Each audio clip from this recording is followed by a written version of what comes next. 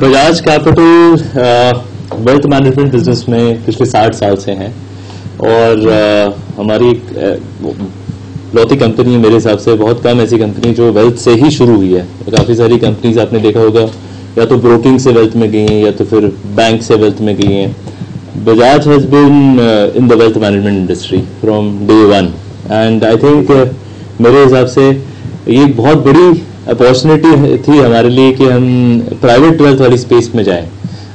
पिछले 5 से 10 साल में हमने देखा है HNI UHNI काफ़ी बढ़ गए हैं।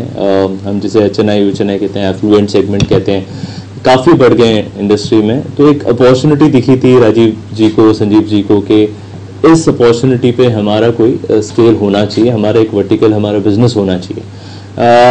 जब मैंने ज्वाइन किया हमने ऑब्वियसली कुछ और टाइप्स भी किए। हमने CSC सेंटर्स के साथ एक टाइप किया फाइनेंशियल प्लानिंग का। हमने रिसेंटली अभी इंडियन डेंटल एसोसिएशन के साथ टाइप किया, जो अगेन वापस रिटेल और मास एफ्लुएंट सेगमेंट्स के अंदर भी अपनी प्रेजेंस बना रहा है। उसी के साथ हमने एक और चीज़ सोची कि हमें HNI UHNI, multi family office, state planning, international, ये सारी चीज़ें करनी चाहिए। तो हमारे इंटरनेशनल प्लान्स भी हैं। So private banking plus international हम करेंगे। ग्लोबल प्राइवेट वेल्थ इसलिए हमने नाम दिया क्योंकि ये दोनों चीज़ें कवर करने वाला है, इंडिया प्लस आउटसाइड इंडिया। खुशी की बात ये कि अब हमने ये स्टार्ट किया था 2 महीने पहले। ऑलरेडी हमारे पास करीबन 40 लोग के आसपास की टीम हायर हो चुकी है, 20-22 लोग ज्वाइन कर चुके हैं। अगला बैच अगले 1 महीने के अंदर ज्वाइन कर लेगा। सो हमने काफ़ी सिलेक्टिवली लोगों को हायर किया है, काफ़ी सोच समझ के हायर किया है। इस इंडस्ट्री में बड़ा इजी है, बहुत ज़्यादा पैसे थ्रो करके आप काफ़ी लोगों को हायर कर सकते हैं, बट हमने एक यूनिक चीज़ की है इस बार कि उन्हीं लोगों को हायर किया है जहाँ से हमें कस्टमर की तरफ से काफ़ी पॉजिटिव फीडबैक आया है। तो हमारे साथ और RMs जो हैं उनका कस्टमर पॉजिटिव फीडबैक्स हैं, कस्टमर तरफ से हमने हायरिंग की है। कोई प्लेसमेंट एजेंसी, कोई कंसल्टेंट यूज़ नहीं किया गया था ये पूरी एक्सरसाइज में। HR ने काफ़ी अच्छा काम किया है, हमारे HR ने, टू इंश्योर के हर कोई ऑनबोर्ड हो जाए। सो बहुत अच्छी एक्सरसाइज रही है लास्ट 2 महीने की। हाँ, प्लस अभी आई थिंक हम स्टेज पे हैं कि हम आराम से कह सकते हैं कि हम ऑलमोस्ट 4 लोकेशंस इन इंडिया में हैं। 5वां is gonna get started. I think 1 महीने में जो सेकंड बैच आएगा उसमें और 2 लोकेशन स्टार्ट हो जाएंगे। अभी 4 लोकेशंस ग्लोबल प्राइवेट वेल्थ के लिए स्टार्ट हो चुके हैं। बजाज के तो ऑब्वियसली ऑलमोस्ट 300 सेंटर्स हैं, 40 लाख कस्टमर्स हैं, बट ग्लोबल प्राइवेट वेल्थ का जो अलग सेगमेंट हमने बनाया उसके 4 सेंटर्स आज की तारीख में स्टार्ट हो चुके हैं। So, पहले तो बहुत बहुत बधाई हो आपको कि आप deputy CEO as a Bajaj Capital आपने ज्वाइन किया। इसके पहले आप कहाँ पे थे, क्या अगर आप हमें बता सके? सो पिछले 20-22 साल से बैंकिंग और वेल्थ मैनेजमेंट में ही रहा हूँ and this is all I know. यही आता है, इसके अलावा कुछ आता नहीं है। सो मेरे हिसाब से कि आई थिंक हम जिस स्टेज पे हैं इंडिया में, इंडिया या कंट्री जिस स्टेज पे है, बहुत बड़ी अपॉर्चुनिटी है। कंट्री का GDP ऑलमोस्ट डबल होने वाला है। $3.5 ट्रिलियन से हम देख रहे हैं $7 ट्रिलियन हो जाएगा अगले 10 साल में, 15 साल में। ये बहुत बड़ी अपॉर्चुनिटी है हमारे, आई थिंक हमारी सब लोग की लाइफ टाइम में। आई थिंक चाइना के साथ ये हुआ था, अब हमारी ही कंट्री के साथ हो रहा है। लाइफ टाइम में एक बार ऐसा कुछ अपॉर्चुनिटी मिलती है जहाँ पे आपकी कंट्री का GDP डबल हुआ।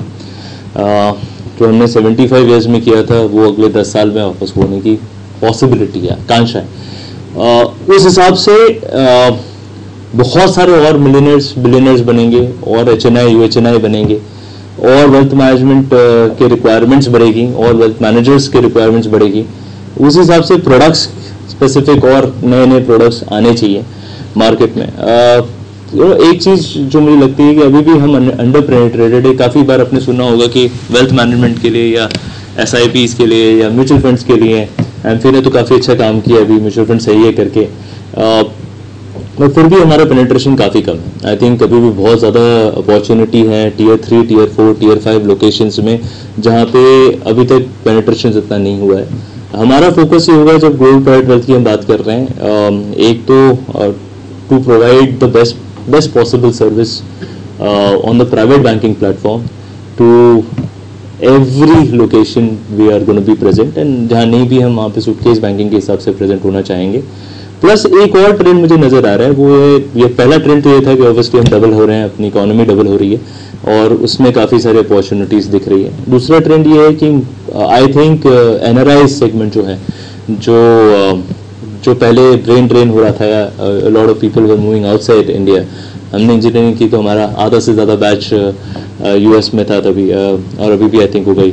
सो अब मुझे लग रहा है कि with the interest in the other side of the economy, other countries and the slow down in some of the economies, slow down जो चल रहा है ज़्यादातर इकोनॉमीज में, एक पॉसिबिलिटी है people want to participate in the India story, whether it is through investment, whether it is by shifting. So I see a trend जहाँ पे retire in India, I think can be a concept जो हम काफ़ी focus करने वाले हैं।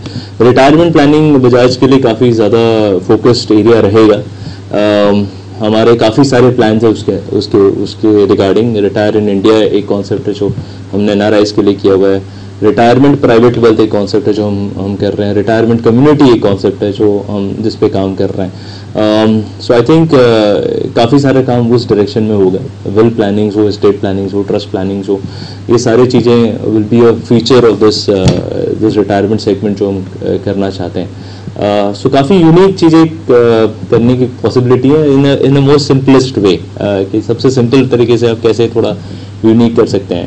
बस वही ट्रेंड है। और सर भारत को इकोनॉमी को लेके आप क्या देखते हैं कि मतलब जिस हिसाब से गवर्नमेंट ऑफ इंडिया तो विजन है कि 5 trillion economy will be very soon, तो उसमें आपको क्या लगता है कि भारत कहाँ? आई थिंक इस रूम में हार्डली कोई ऐसा होगा जो ये डिनाई करेगा या जिसको 1% भी डाउट होगा कि हम 5 ट्रिलियन होने वाले हैं या नहीं होने वाले हैं। मैं तो 7 ट्रिलियन की ऑलरेडी सोच रहा हूँ कि ये इंडिया का टाइम है। आई थिंक आपने हर जगह ही सुना है और मैं भी इसे कम्प्लीटली एसोसिएट करता हूँ कि ये time we will do much better than other economies. And having said that, जैसे सीनियर बजाज साहब कहते हैं कि we want to manage your money as your retired father's money, जो काफ़ी प्रोफाउंड स्टेटमेंट है, क्योंकि आपका वो एथिकल एंगल होना बहुत ज़्यादा ज़रूरी है। और एक और स्टेटमेंट मैं सीनियर बजाज साहब का ही वापस यहाँ पे कोट करना चाहूँगा कि वी वांट टू बी, जब भारत की ग्रोथ स्टोरी आ रही है तो we want to do things where in India is proud of Bajaj Capital. We obviously are proud of India and we will continue to do so, but there is a statement that he says that at one point in time India should be proud of what Bajaj Capital has done, and I think हमारे endeavors जो भी हैं यहाँ से वो उसी directions में रहेंगे।